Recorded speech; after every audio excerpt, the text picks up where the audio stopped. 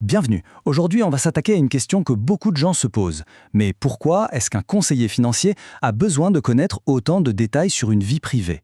On va voir que, loin d'être de la simple curiosité, c'est en fait la base, la fondation même d'un conseil pertinent et surtout protecteur.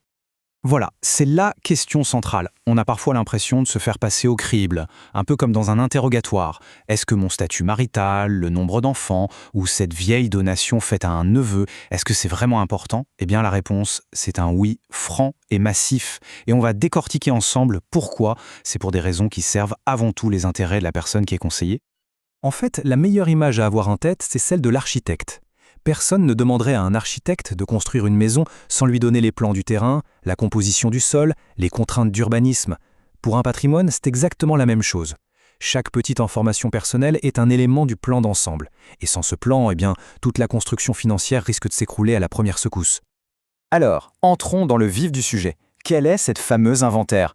De quoi a-t-on besoin, concrètement, pour pouvoir dessiner les plans d'une stratégie patrimoniale qui tienne vraiment la route? Bon, à première vue, ça peut paraître un peu intimidant. Cette liste, elle couvre des domaines vraiment très variés. Mais l'idée clé à retenir, c'est que ce n'est pas du tout une série de questions posées au hasard. Non, c'est une cartographie, une démarche super structurée où chaque point a son importance et sa raison d'être.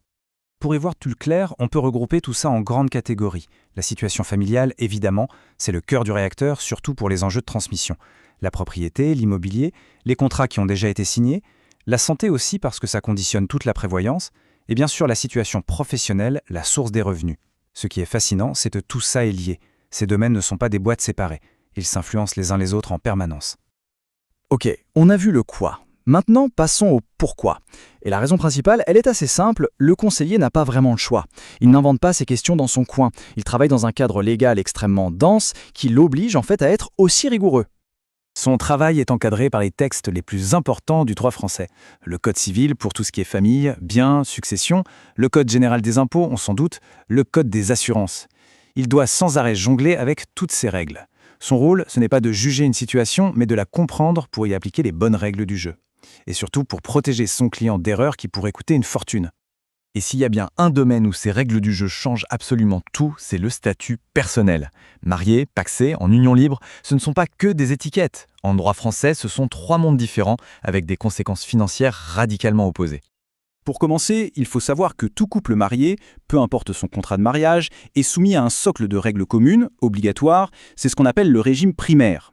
C'est un peu la constitution du mariage, si on veut. Ça impose une solidarité financière pour les dépenses de la vie courante et ça protège le logement de la famille. Impossible d'y échapper. Et si on ne signe pas de contrat de mariage particulier chez le notaire, la loi en impose un par défaut. C'est la communauté réduite aux acquêts. La logique est assez simple. Ce qu'on possédait avant de se dire oui, ou ce qu'on reçoit en héritage, ça reste personnel. Par contre, tout ce qui est gagné pendant l'union, les salaires en tête, ça tombe dans une sorte de pot commun. Ce tableau, il est très parlant. Il montre à quel point le choix d'un régime matrimonial change la donne. C'est le jour et la nuit. En séparation de biens, chacun reste proprio de ce qu'il gagne. Point. En communauté universelle, à l'inverse, tout, absolument tout, appartient aux deux. On imagine bien qu'un conseiller qui ignore ce détail fondamental, son conseil ne repose sur rien.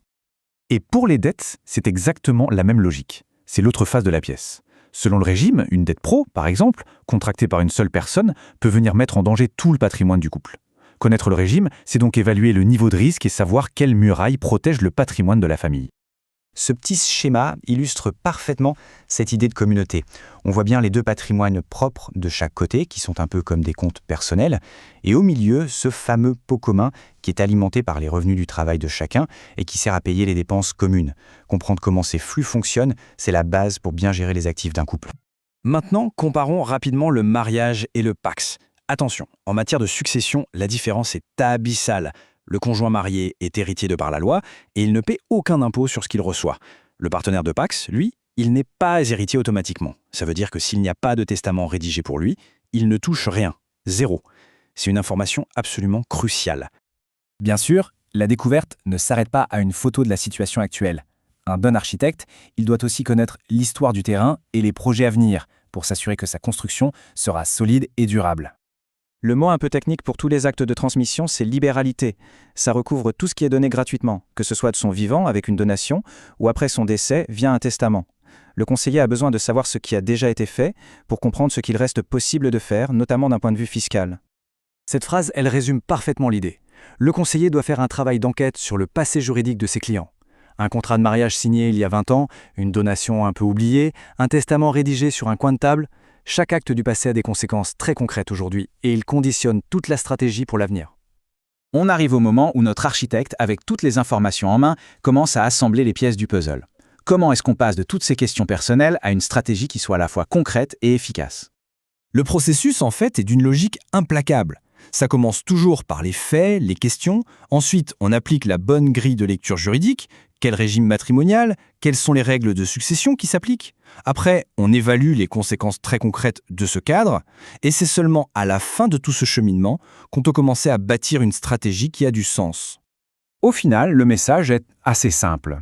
Un conseil qui serait basé sur des informations incomplètes n'est pas seulement imparfait, il peut même être dangereux. C'est vraiment la vision d'ensemble, la vision à 360 degrés, qui permet de construire une stratégie solide, résiliente, capable de tenir bon face aux imprévus de la vie.